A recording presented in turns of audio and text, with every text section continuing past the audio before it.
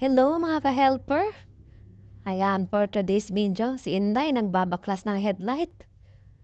Ayan, magta-troubleshoot tayo ng headlight. Ayan o, si Inday. For the dugtong.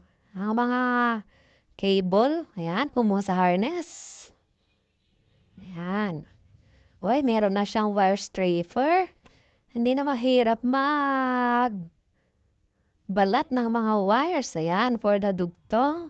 Tape. So, ayan. Ginugunting para hindi masyadong ngarag yung wire, no? Ayan. For the dugtong si Inday. Ayan, maraming salamat sa Lodi na nagpabudol kay Inday. Ayan, nabudol ko siya. So, kanina na medyo alanganin siya, no? Ako yung nagbubukas ng niya, ng motor niya. Pero maraming salamat pa rin. At nagtiwala. Ayan, for the testing na. Ayan, tinulungan nila ako mag-testing. Ayun o. Goods.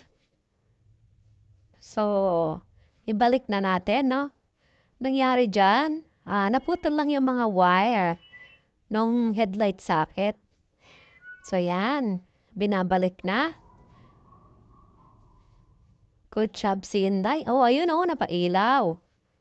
Ayan, nabalik ko na yung headlight niya. So, dinugtungan ko lang yung mga putol na wire. So, ayan, ibalik na natin yung mga tinanggal nating bolts. So, ayan, for the higpit na ulit si Inday.